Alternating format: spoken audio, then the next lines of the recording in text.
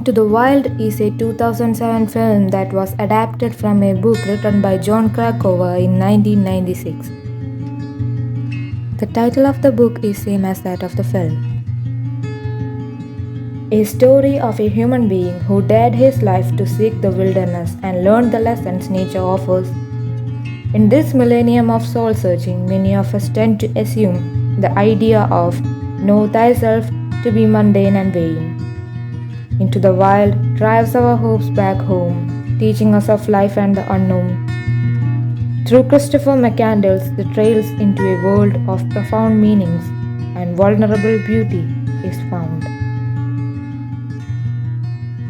Into the Wild is the factual life account of Christopher Johnson McCandless.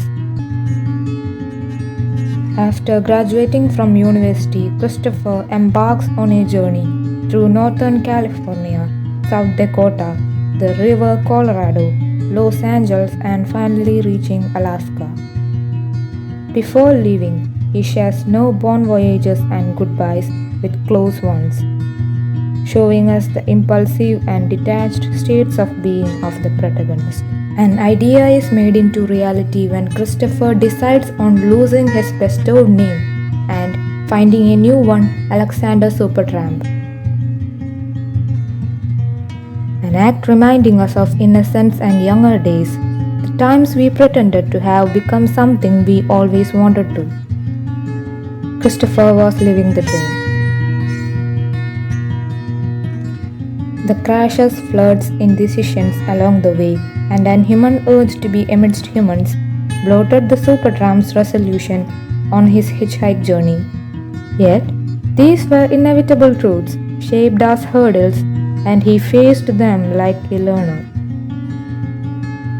The search for the unheard and the unknown comes to a halt in the magnificent Alaskan wilderness. Christopher succumbs to death after a long period of starvation. Supertramp was never a person for possessions. He burns his money and leaves everything behind. Maybe an outright decision or an act of purpose, we never know. A choice of the nomadic mind, not having a care for capitalistic or materialistic existence. The image that is drawn out by this film is that of a rare experience, which also looks like an experiment by our wild hero. Another significant image is that of a bus, the magic bus, used by Christopher as a live-in shelter. It still remains in the Alaskan Stampede Trail. Spiritual soul wagons and enthusiasts keep an affinity towards the monument-like bus. Between the film and the book, there are some facts that were unadapted, contributing to the differences in both. When the book is an outright account on the life of McCandless, the film leans on the ideal version of him. The book is more of a journalistic write-up and clearly that accounts for such a variation. In the book, interviews, diary entries, letters, and testimonies of all those who knew Christopher is written down. It showcases lengthy paragraphs where the writer romanticizes nature, throws in some indescript information about himself, and compares himself to Christopher McCandless. There's a different beauty to the film.